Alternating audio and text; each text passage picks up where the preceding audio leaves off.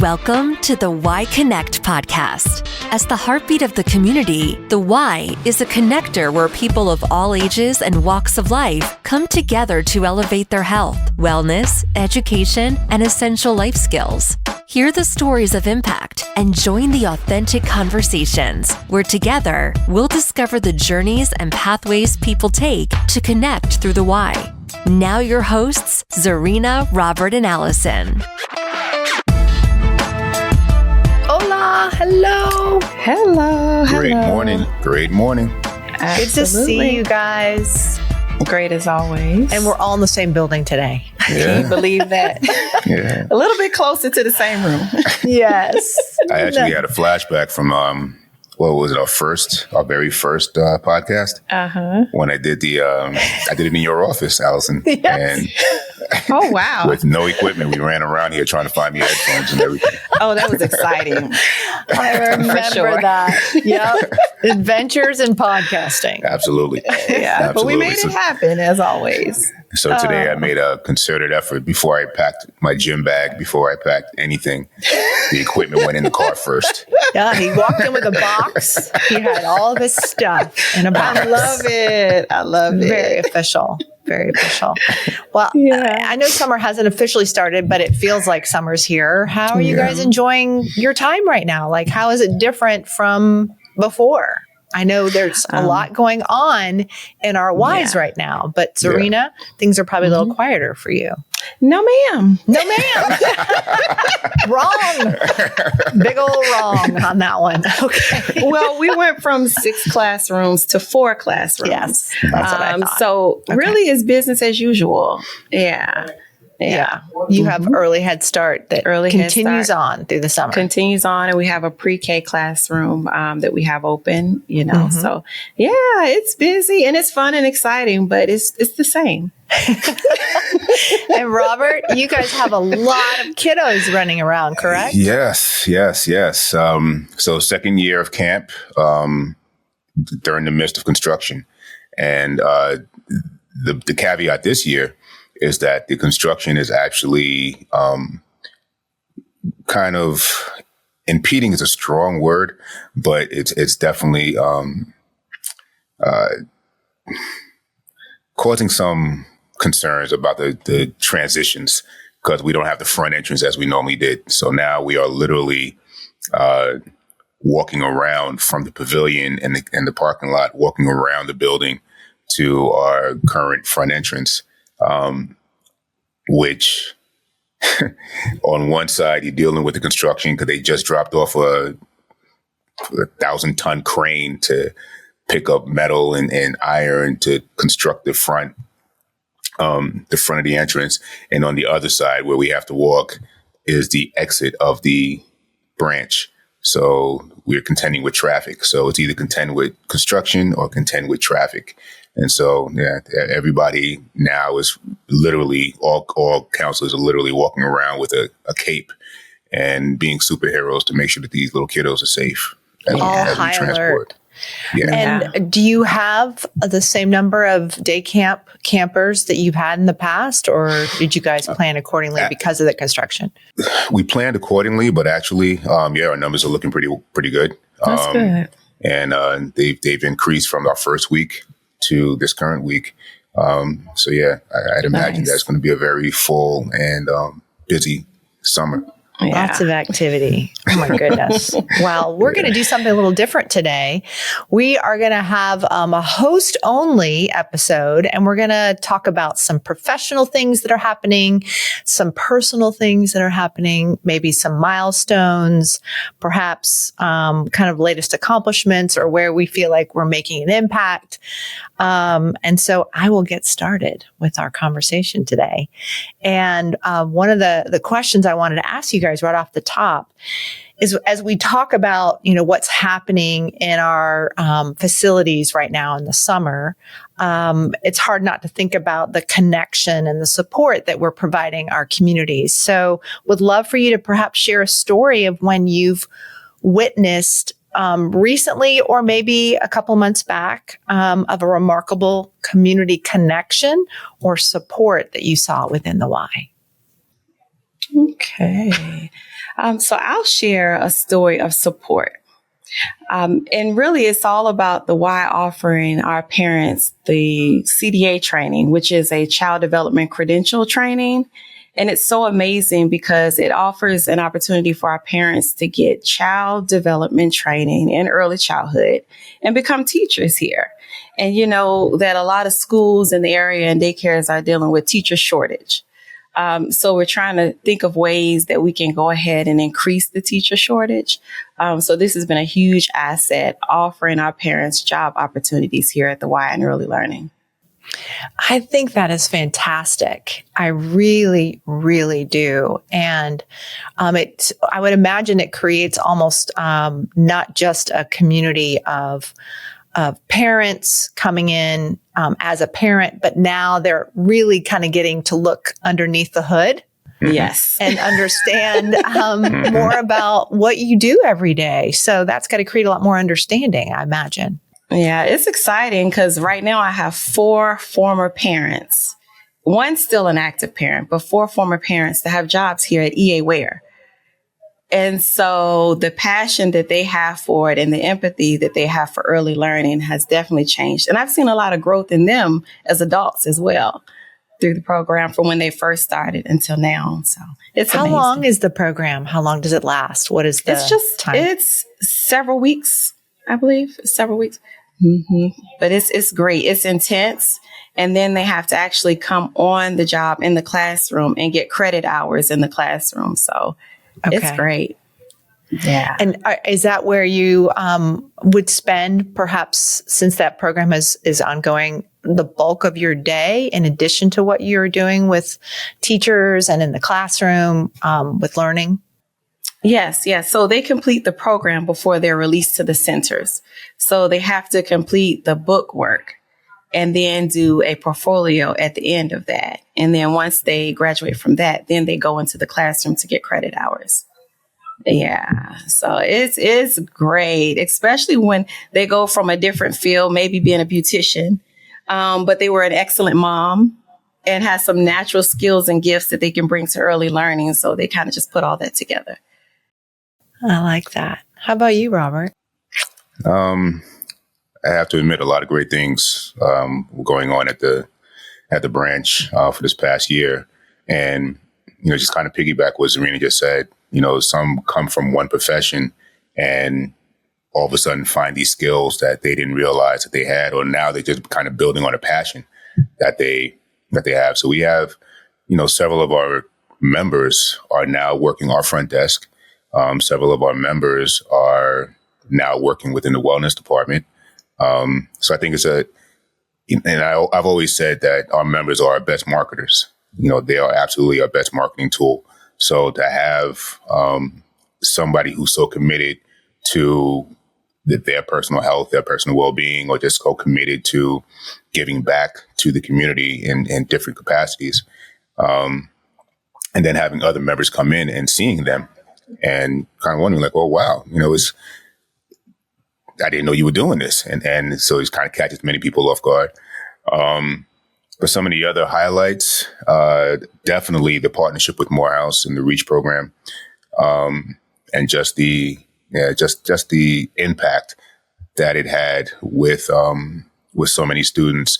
So Morehouse College, specifically the Morehouse National Alumni Association, we partnered with them at the branch, and they ended up being a really big boost and really big catalyst for our Boys and Young Men of Color initiative. And so they have a program called REACH.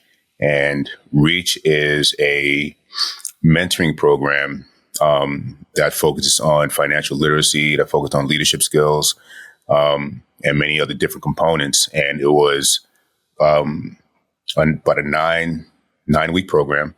And during those 9 weeks, we either had virtual engagements every weekend or personal face-to-face engagements at the branch. And part of those engagements were, again, either falling under the umbrella of financial literacy, leadership skills, Some other components were taking visits to Morehouse, so the high school students, and that's for several of them, I believe, were junior high school students, would take a visit to Morehouse and visit the school and the campus and speak to some of the instructors and sit in some of the lecture series there, as well as attend some of the sporting events. So they had, towards the end of football season last year, they attended football games.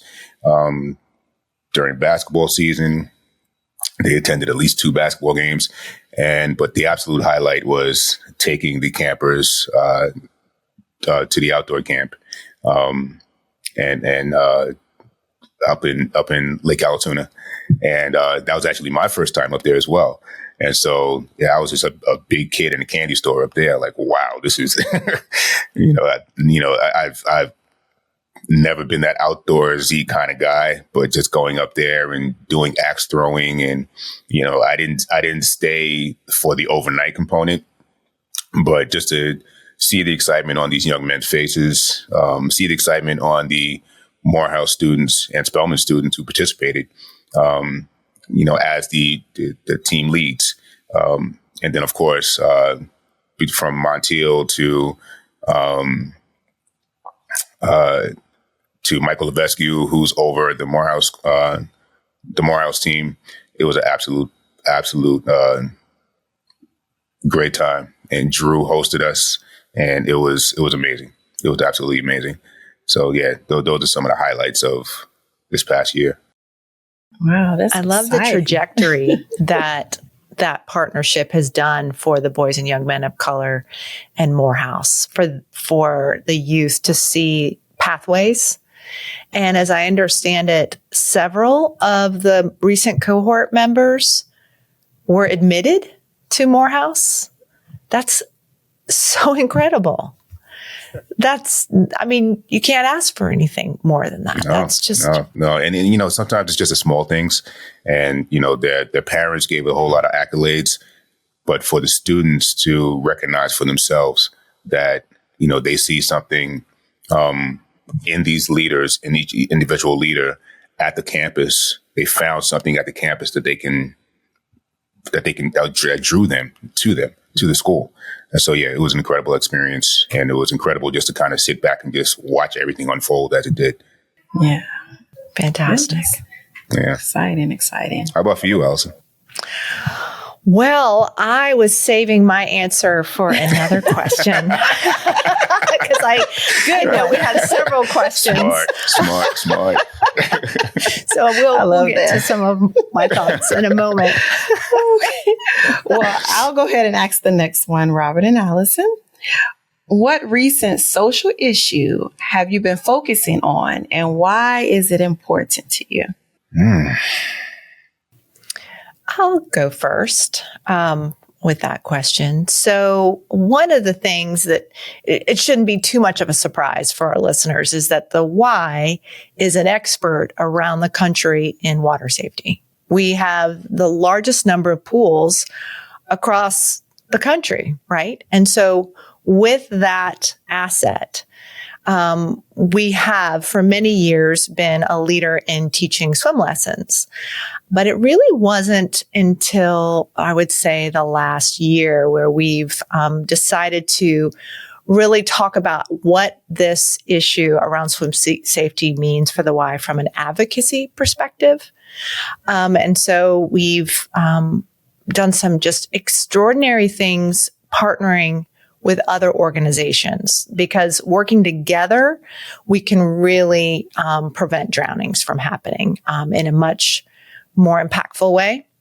So we've partnered with the City of Atlanta's Parks and Recreation Department, the American Red Cross, Children's Healthcare of Atlanta, and WABE Radio and the Greater Atlanta Water Safety Alliance to form the Atlanta Water Safety Coalition. And through that partnership, we've been working together around awareness tactics, but also making inroads with our state lawmakers around legislation to help us with drowning prevention. Last year, we were successful in working with Max Burns, Senator Max Burns, on a bill that really requires all swim lesson providers, private, public, to have a safety plan. And that wasn't something that was necessarily required by law. And that also in every lesson, there has to be more than one person at a swim lesson. There has to be a second pair of eyes as a backup because of what tragically happened 2 summers ago outside of the Augusta area with a 4-year-old drowning in a private swim lesson.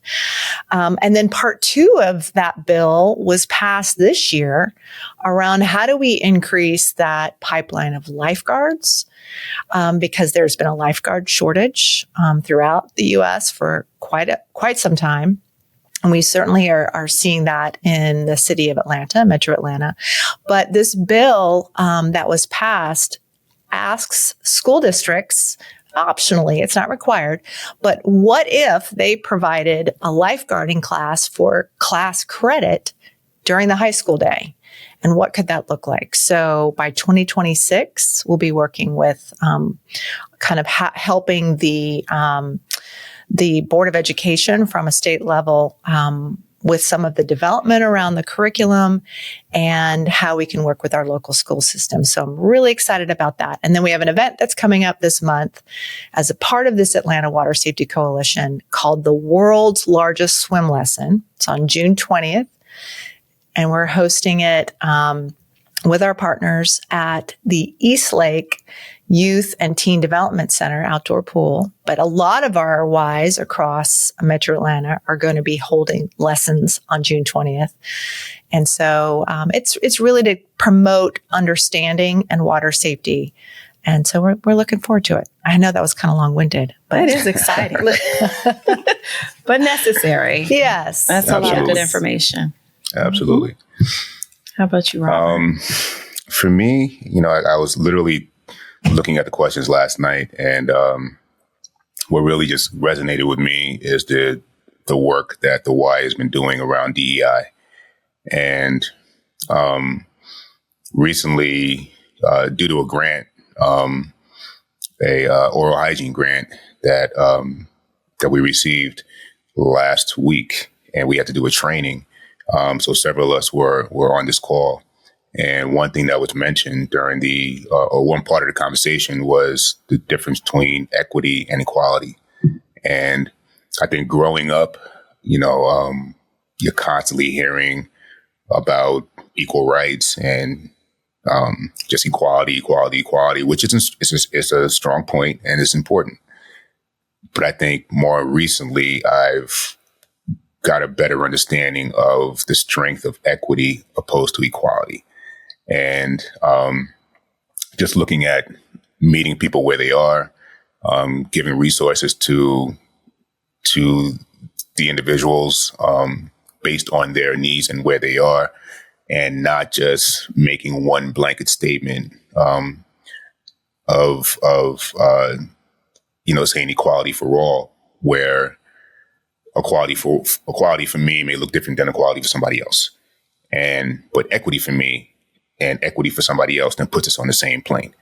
And so it's been a learning curve for me, and just getting a better understanding of equity and versus equality, and just how the diversity piece plays in, as well as the inclusion piece plays in. So sitting in our seats now, as the phrase goes, from a 30-foot view, I have a better view and better understanding and a better grasp as to how the work that we're putting in within DEI really plays a much bigger part, and a much more in-depth part in people's lives, and how they are able to receive our services and how we're able to deliver those services equally across the board. I love that you brought that up, Robert. Part of what we've been doing at the Y for the last couple of years is in order for staff to see themselves in our strategic plan, which we say equity is at the heart of our 5-year strategic plan, and really making sure that issues surrounding equity are elevated and talked about. And our Y5 teams, these innovative teams, have been wrestling with issues of equity. In particular, Robert, you were on a Y5 team that really focused on how can the Y engage teens in a more intentional way. There was another team that focused on people with diverse abilities, and how can the Y be more welcoming to people with all abilities. And, whether that's in our programming, with youth, adults, making sure we're set up in such a way that is thinking about all those dimensions of diversity. And the other Y5 team I'll elevate here is looking at the fact that the population of Atlanta by 2050 is dramatically changing. In particular, the Hispanic population is going to double in size. And is the Y ready and prepared and has the resources and equipped to serve the Hispanic community in a very inclusive way? Are all of our materials translated? What does that welcoming process look like? And so I love that you brought that out, Robert. I really do. And I'd love to, on a future episode, have some members of our Y5 teams come on and talk about that innovation that we're doing at the Y and how it relates to equity. Yeah.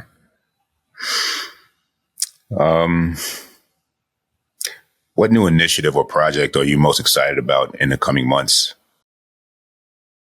We'll let Zarinah take that one first. Well, mine is pretty expected. For me, it's all about the first day of school, the new school year. So I always say summer is just as rigorous as the school year, because now you're running the school as well as preparing for the upcoming year. So I'm most excited about that, seeing our new families, meeting our new students, as well as our returning babies, welcoming them back. So that's what I'm most excited about. That's what I'm preparing for now. I'm coming up with some nice programs during the school year, on our calendar, redoing our calendar, making sure that we have a lot more family engagement and making sure that our events cater to our families so they'll want to be involved. So that's what I'm doing and preparing for. I'll dovetail off of what you said, Zarinah. So we recently implemented a new role in our Y facilities called the Membership Engagement Specialist role. And this person does a variety of things, oversees our play center, works on family events in or community engagement events in the branch. But the part that I'm probably most excited about is this person is going to help leverage the idea of what volunteerism looks like in the branch. We were founded through volunteers. Our organization was all volunteers for a long, long time. And so our volunteers have always been super important to our mission, from helping us serve the community, volunteers that serve on our boards. But how can we be more intentional around what does that experience look like? Because quite frankly, we've asked our members what they think about volunteerism in our most recent membership engagement survey. And the percentage of members who said they feel like they are making a meaningful contribution to the community went down a bit this year. So I want to peel that back and want to try to understand what does that look like. So when people know that they are volunteering at the Y, they're volunteering for the community.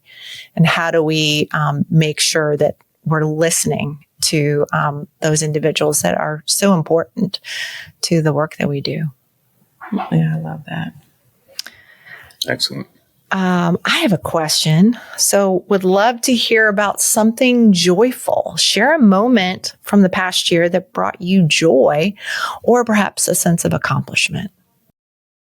Well, it's so many of them for me in this environment. it's pretty easy to find joy. But one that really stuck out for me was the grits and grandparents that we did for Grandparents' Day.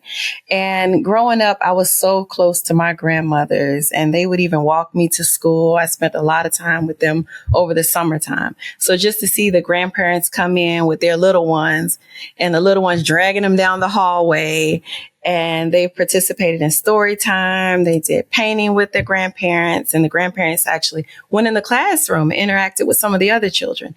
It was exciting. I loved it. But yeah. But it was so many. How were the grits? Were the grits good? The grits were delicious. I should have invited you guys. I'll invite you next time. Please do. I got a little hungry off of the name. Let me tell you, they were so good. I had to get the recipe from the cook so I could go home and try to make them myself. Okay, that's high praise. They were excellent, though. But yeah. I actually have two. I am absolutely one. I'm just always been this way. I'm absolutely one that really feels and shares for those who reach certain levels. And when Parrish Underwood was promoted and moved to Detroit, I was extremely happy for him. Extremely happy for him. Have to leave, but very happy for him. Right. Yeah. I've known Parrish since we were 18, freshmen at Morehouse. So for him to achieve this level of success, and I know, the blood, sweat, and tears that he put in, in the previous years. So for him to reach that accolade as become CEO of the YMCA of Metro Detroit, I was extremely, extremely happy for him. On a personal note, achieving my team leadership certification last July, I believe, or August. Thank you. So even though, that in my estimation, I'm still a little behind, but, progress nevertheless. And so knowing that is a step in the right direction, and, it's a step towards greater, bigger and greater things. It's a stepping stone, but a step towards greater and bigger things. So, but just again, acknowledging, Parrish's achievements, and then my small milestone of achieving a team cert. The next will be the multi-team cert. And so I just got to keep moving up. Yeah, that's a big win, Robert. It's not a small win, and it's right on time. It's not your time. It's right on time. You are absolutely correct. You are absolutely correct. Well put. Well put. Oh, well, Robert, you are just like shirt sleeves rolled up. You are in there. Every time I talk with Montiel and I hear about the work that you guys are doing at the Andrew and Walter Young Y, I mean, you are on the ground every day, walking the walk. So keep on, man. It's great. Yeah. I have a lot of people that I know did it before me. And so, a lot of footsteps that I could walk in, and as I paved my own.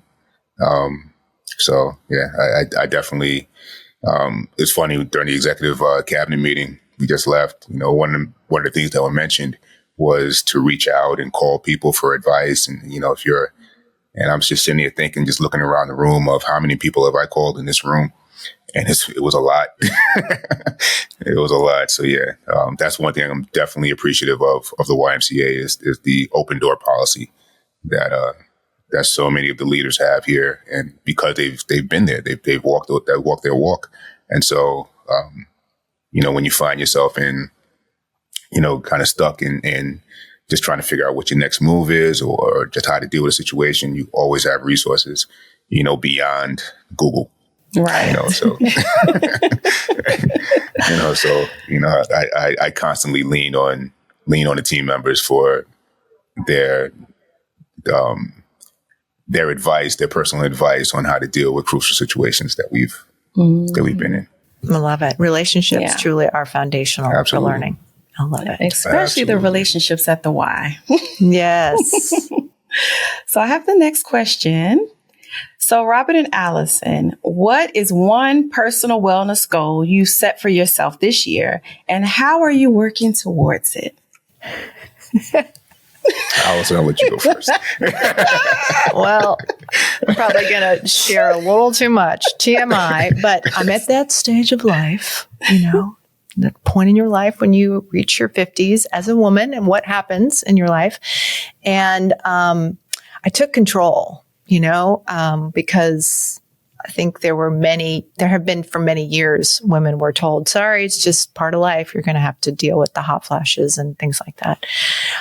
So no, I found a different doctor who prescribed some help. And so, yeah, I've been sleeping. So if I had to say like what the goal has been is how do I sleep through the night? Because I hadn't been doing that for a while, and I have. And so looking forward, continuing to sleep, 7 hours, sweet spot right there. And then exercise. Yeah, I'm pretty fanatical about it. Because I'm not very nice if I don't exercise. So I have to do it to keep my, exactly. And everyone else's. That's right. Understand. I love that about us, that we're all advocates for that, and we know ourselves. Absolutely. Look, some need coffee. Food. I need a bench press. Coffee, yes. bench press, and food.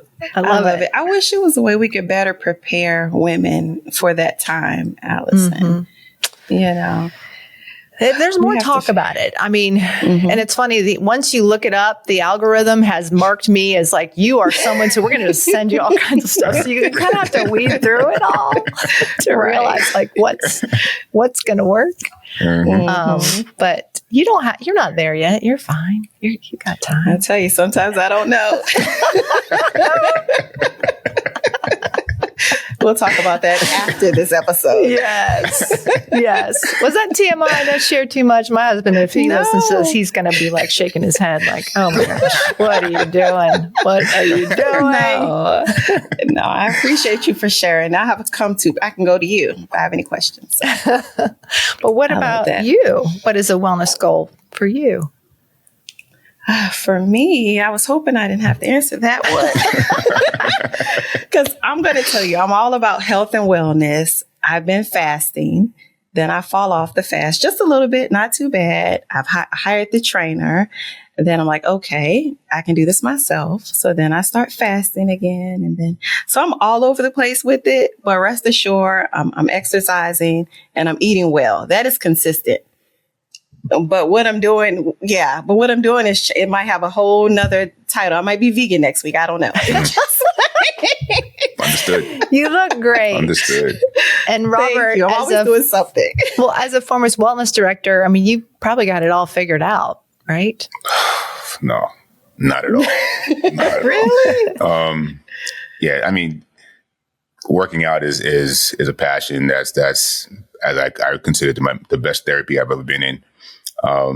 So that's something that I stay consistent with. Probably not as consistent as I used to be. Funny note is that, as members come back that remember me when I was teaching and remember me when I was teaching 6-7 classes, sometimes a day. And then they look at me and they'll be like, Rob, what happened to you? Oh, no. And they do not. Oh, no, they don't. It's somewhat of a running joke, but I have fun with it. Wait, you got the moves though. I got to interrupt. So I saw some dancing on Instagram. You were in Coney Island, cut the rug. Yes.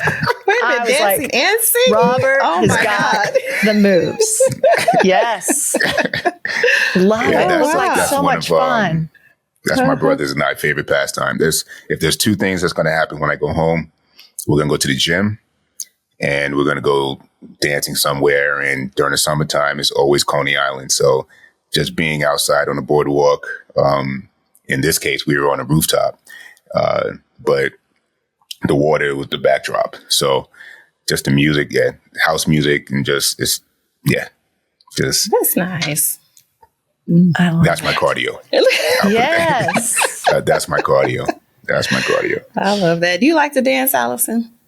I do. I really, really do. I don't get to do it enough. So I was like, go, Robert. Yes. Yes.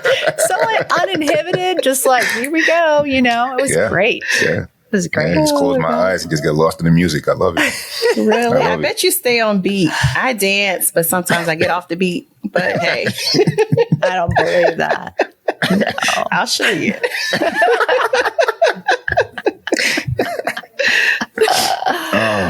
Well, one thing I've been strongly paying more attention to is just mental health, and working out. I've always stressed that is as important to mental health as it is to your physical health. But I probably do it more so now for my mental health than my physical health, and where before it was completely different. And and I know part of it is new position, new responsibilities. Kids are getting older. So, so the stresses that they have become what we all been there. The stresses our kids have become our stresses. And so, with my youngest daughter now going into her senior year in college, and she's stressing about classes and, keeping her GPA up and getting ready for grad school.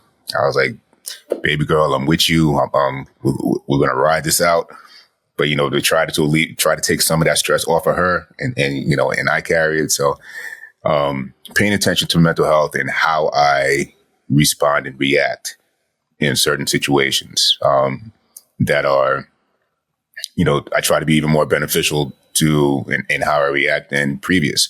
So in previous years, if working out was that method, and now I need to, take a break and just walk outside of the branch and just walk around the branch and just get some air.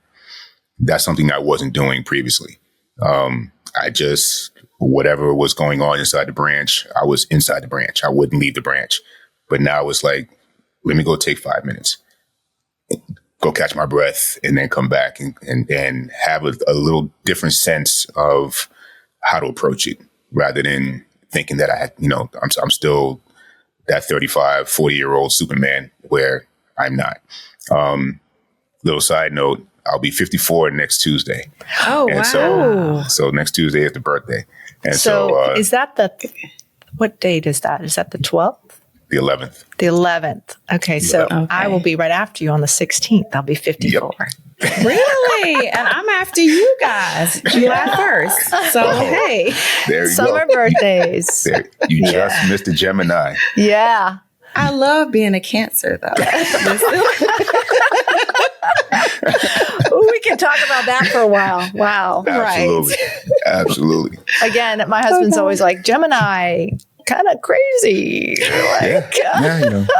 oh, yeah. I know some other Geminis, but I wasn't going to apply that to you guys. So. No, not at all. Oh, my gosh. That's great.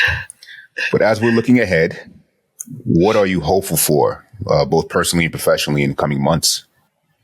So I'll go ahead with that because we kind of touched on it. So mine is not hopeful for, it was looking forward to. And I was going to say me turning 45 July 1st on my birthday. So I'm excited about that. Another year. And I'm having a party.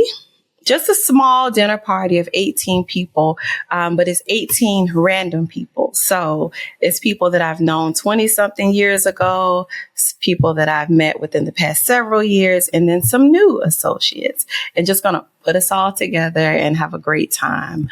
But a few of my guests I've known since, I don't know what year, but I met them at the Y 21 years ago. And I haven't seen them in several years. So I am so excited about my birthday. Yeah. So that's personally, I'm looking forward to that. And professionally, just still growing in early learning and kind of figuring out my what's next. Yeah, within early learning. But yeah. I love that. Love that. So July, what is your 45th? First. Okay. July 1st. Not going to forget that. Yes.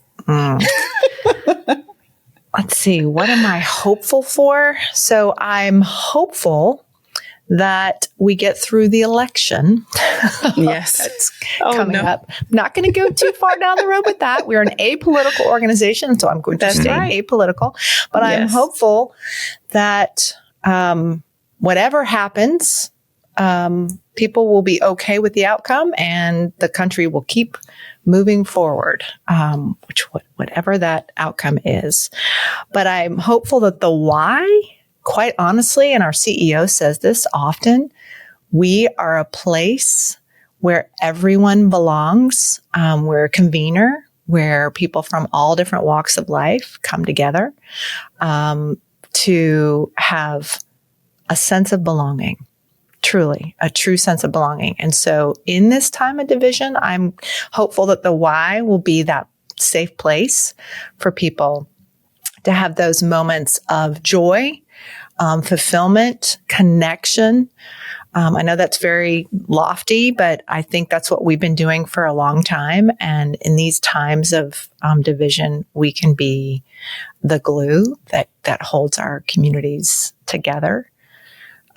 Personally, I am very hopeful that both of our children will continue down their road of success. Our daughter's been doing really well in DC since she graduated last year from college, and our son will be entering his sophomore year of college in Tennessee. So really hopeful about their personal journeys and continuing that empty nest that that stage of life that I'm in.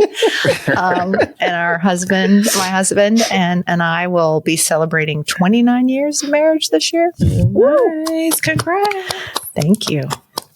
Yeah, we're trying to plan something for the 30th. Not sure what that looks like, but something special. How about you, Robert?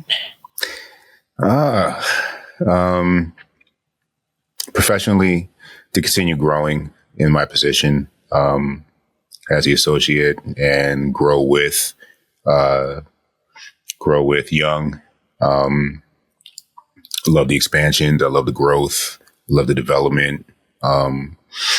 And I truly, truly want to see the completion of the renovations and the members receiving the branch back. I know we often talk about, we getting the branch back as a staff and just getting back to a sense of normalcy. I want to see the members get the branch back. And especially for those that are lifetime members, grew up at that branch, and their kids grew up at the branch, and now their grandkids are growing up at the branch. So for them to see that transition from when it was Southwest to now that it's, Andrew and Walter Young, when it was a single building or two buildings to the growth that it is now, being the largest of all the branches. Personally, I have 3 graduations next year. My youngest daughter is her graduating year in 25. My oldest daughter will finish her master's program December of this year, but will walk in 25, literally on the same day. So I guess I have a decision to make. Whoa. That's not right. Yeah, Wait a minute. They need to coordinate better. I was like, who do I need to call? Serious? We went out to get something to eat, and they were like, we both graduated on the same day. I just kept my head down on my plate, like, you got to be kidding me. So we got to figure that one out. And the third graduation, so Dottie decided to overload her law classes and finish in the fall of this year to graduate in 25 instead of taking normal classes and just finishing in 26. I was like, I hope your graduation day doesn't fall on their graduation day. That's all I have to ask. I don't know what else to say, but Oh my gosh. And then, of course, the continued preparations toward the wedding. Yes, you buried the lead. That's yes. So don't leave that out. We're still throwing out different options, and the original postponement was due to her class schedules. We just wanted to kind of complete law school and get that under her belt, give us an opportunity to save up some more money. So this past Memorial Day, while we were in New York, we had some conversation with my brother and my sister-in-law, and kind of narrowed down some plans. And so we landed on a destination wedding, where I don't know yet. That's great. That'll be so fun. Yeah. So, that's exciting. That will, kind of tighten up the number of people that will be there. If you can make it, please do. If you can't, I'll see you when I get back and we'll all get together then. But yeah, it's definitely some big plans ahead of us that I'll be celebrating. I love it. The three most important people in my life. Yes. Oh my goodness. Big year. That is I exciting. Love it. I'm happy for you. Love it. Well, the last question, we always like to do this when we have these episodes, because this is really our only second episode we've done where we just reflect ourselves. But wanted to ask everybody if we had a favorite episode so far this past year that comes to mind. I think I'm going to grab it before someone else does. I know which one you're going to say. I know which one you're going with. Oh, yeah. Episode 39, diving in with the mermaids at the Y, was my absolute favorite episode with Chris and Carolyn. I love hearing about them sharing about water aerobics, friendship, and all the friendships they developed at the Y. Their humor, uncensored comments had me in stitches and even crying. I think the whole episode. I also love how they are unapologetically enjoying life and the people who are in their life. And they made my day. Oh my gosh. I don't think I've laughed that much in years. Right. Honestly.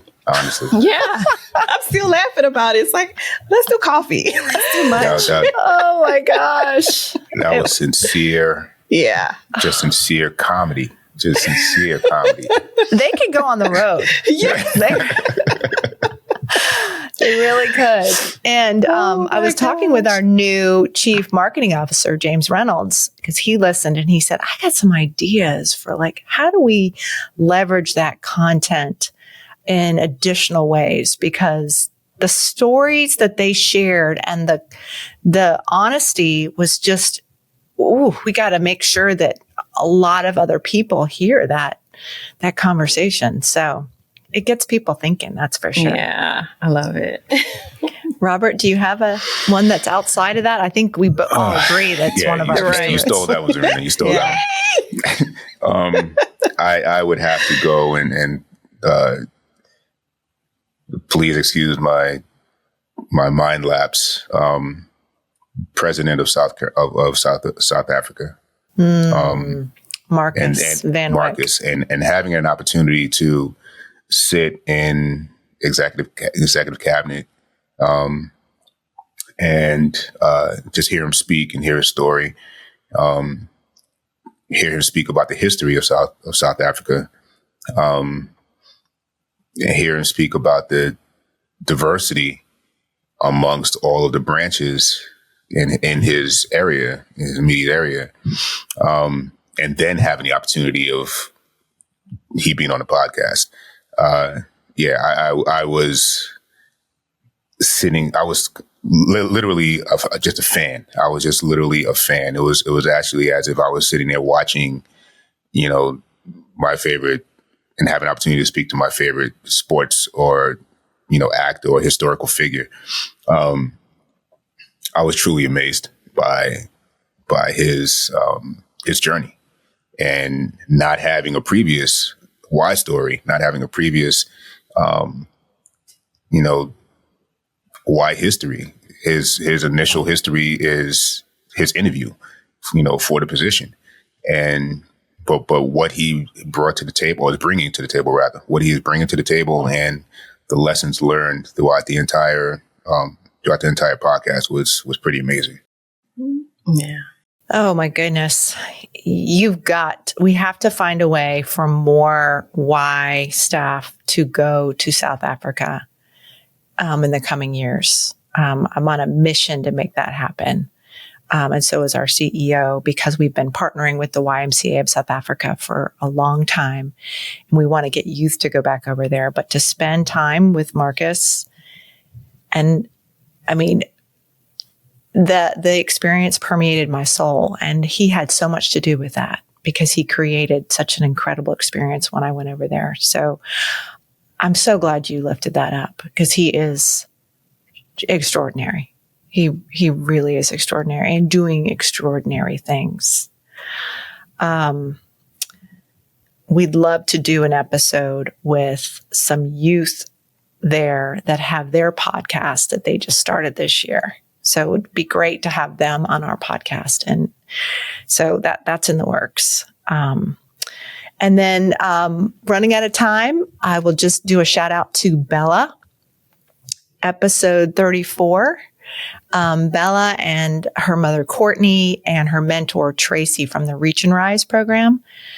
Wow.